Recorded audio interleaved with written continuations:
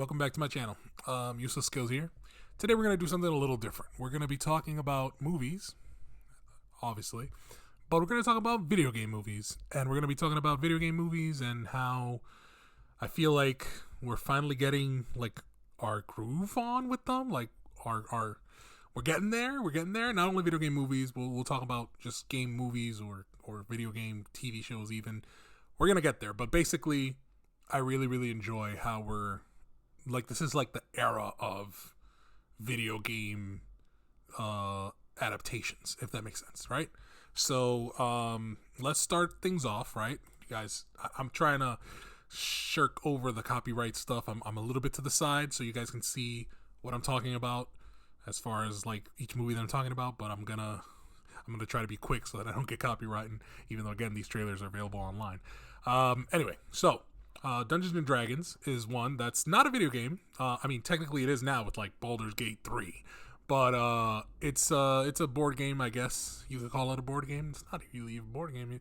Anyway, point is, it's a game that is, I feel like, a very not very successful movie, but a very good movie. And I wish more people had checked it out when it came out. So anytime I talk about video game movies or movies in general, I want to mention it because it was really funny and it really surprised me, like how good it was. And I wasn't expecting it to be good. I thought it was going to be another like Warcraft, and it wasn't. It was really well done. So Dungeons and Dragons, check it out when you can. All right, but yeah, we have. I'm gonna get to that.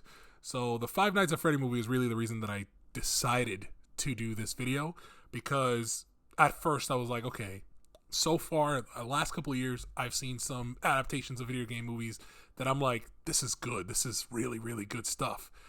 But still, I'm like, it could be better, you know? And now I feel like we're getting to the heyday of these things are doing even better than mainstream, you know? Sorry, there's a glare on the screen.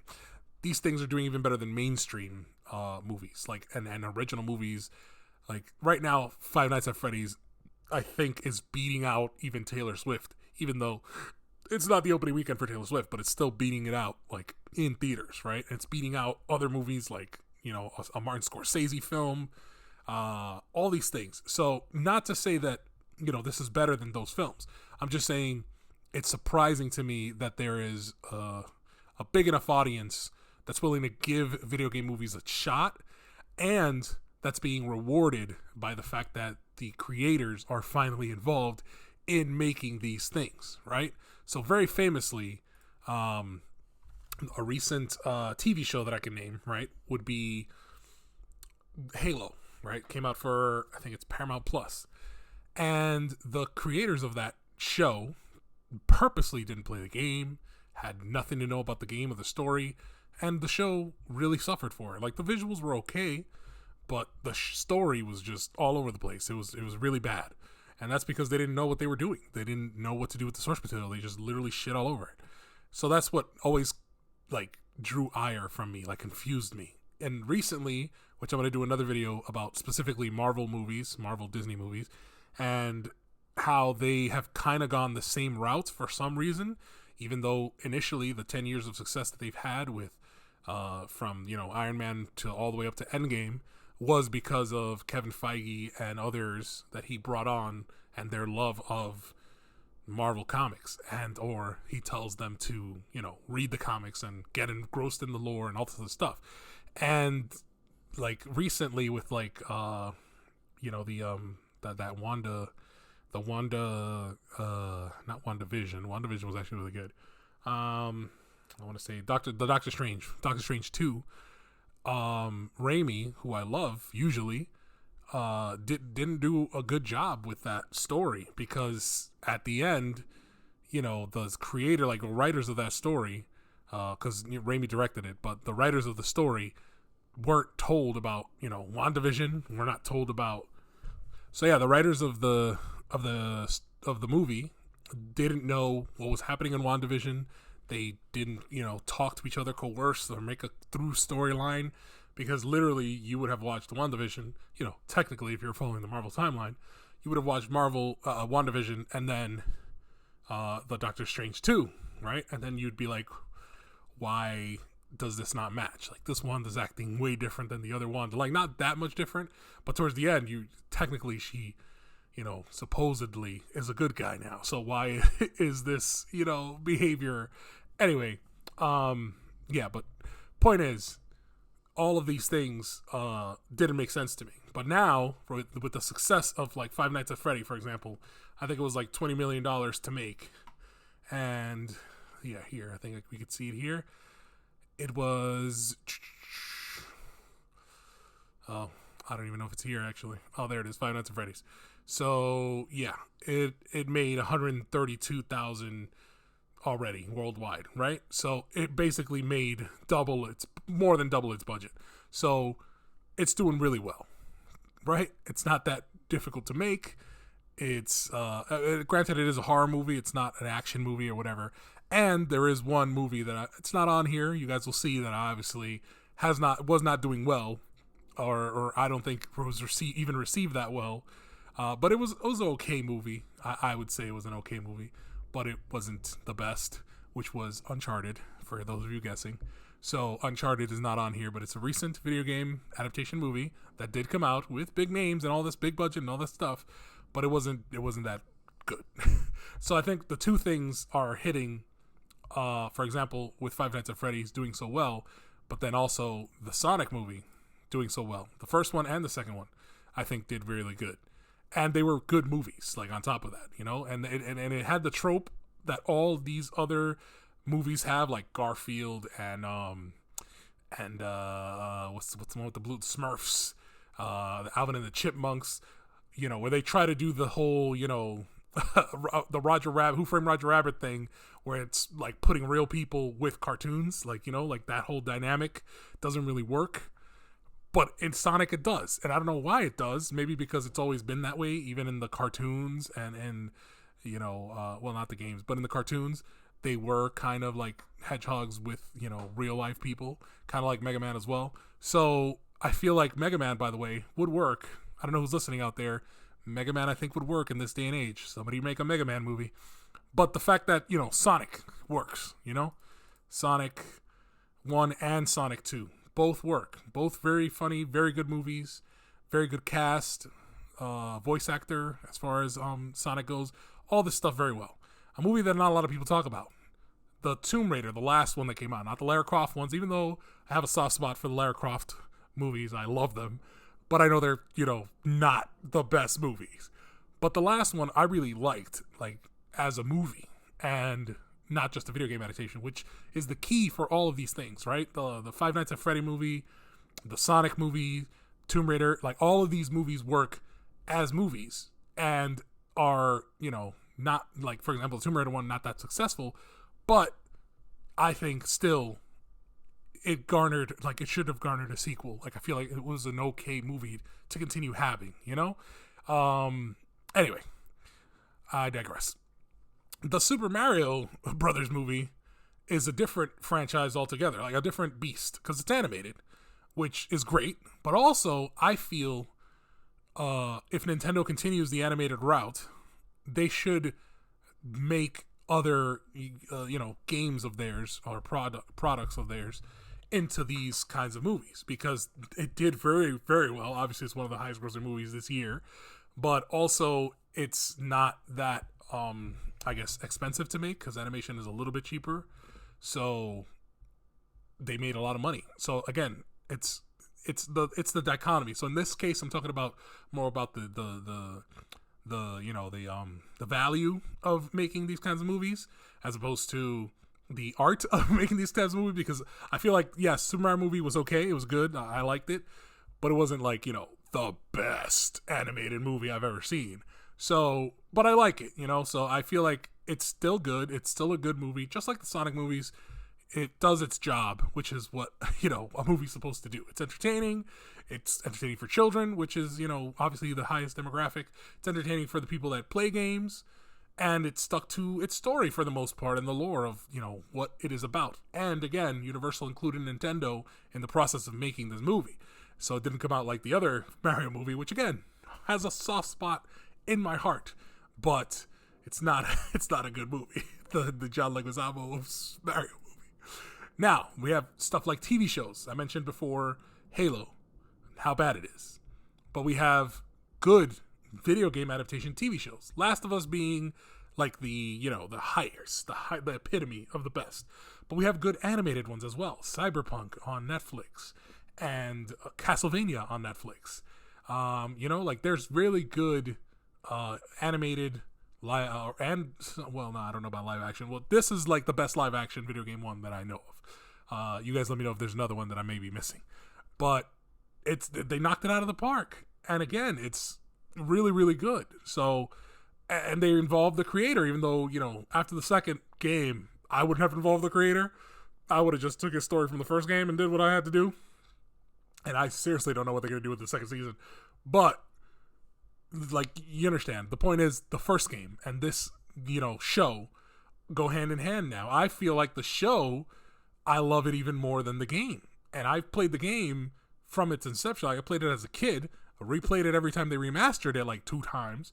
And recently replayed it again when they remastered it, even though they didn't, they call that, it's not a remaster. Is it a remaster? I guess it's a remaster.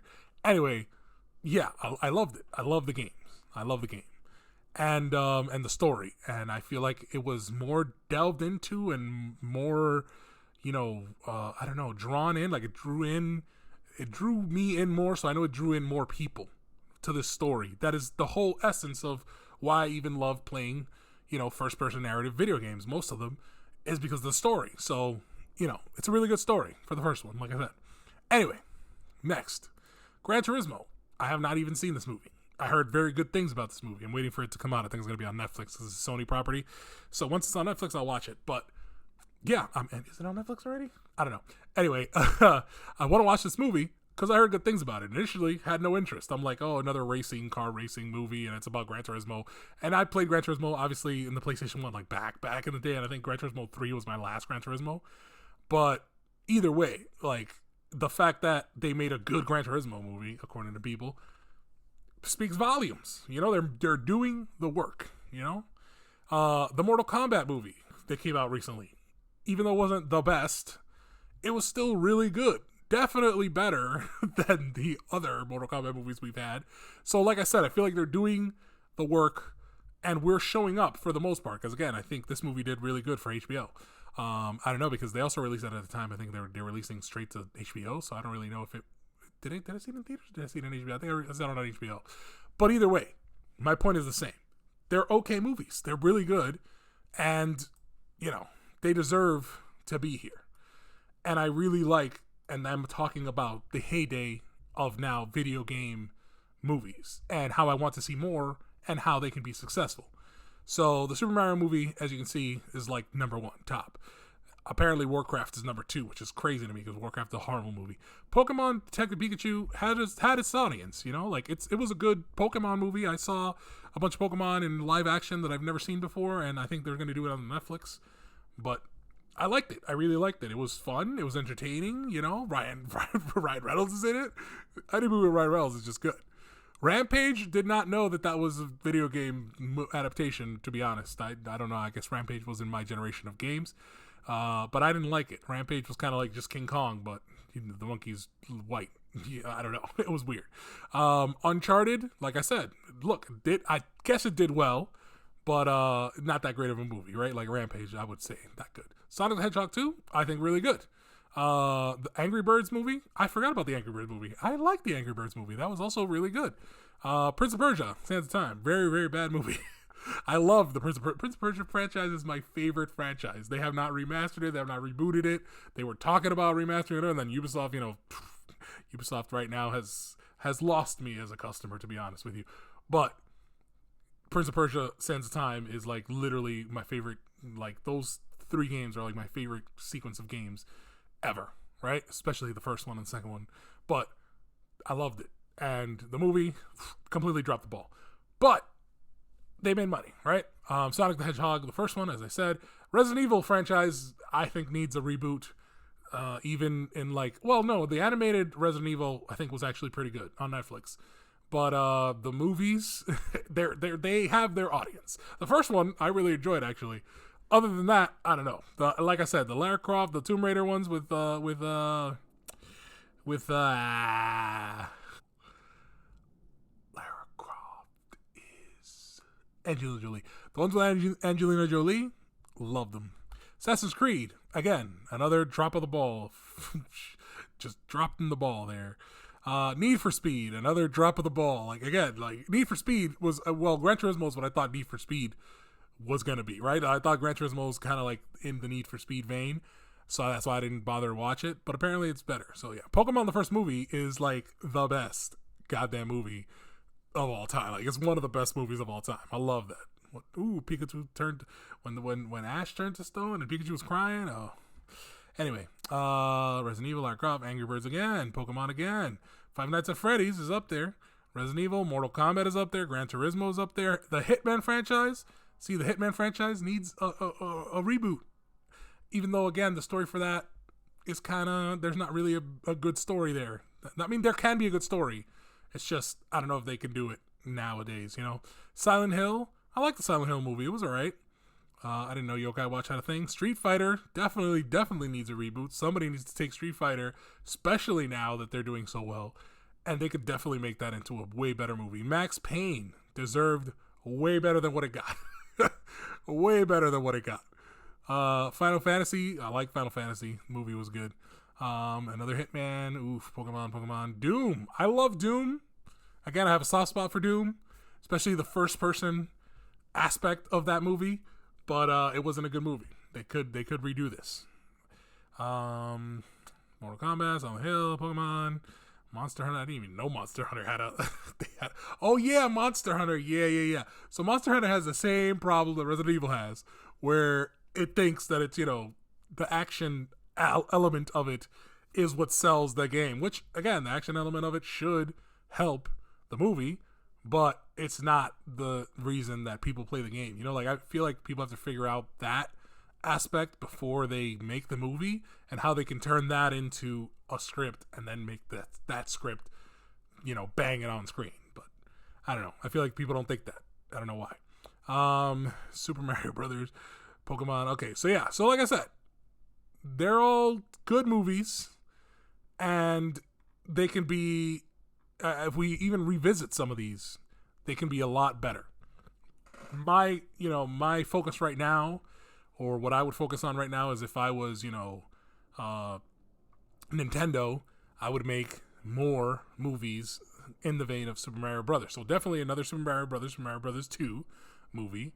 But then I'd give, each character their own, like, spin-off. I'd give Luigi's Mansion, a movie.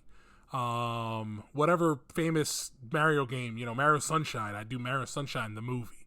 Like that kind of thing, I think would be really, really fun to not only see, but also see how they do it. Like, what can the storytellers get out of these games and create a story that's compelling, but also entertaining. And again, for Mario, you really just need entertaining because you're mostly selling it to kids.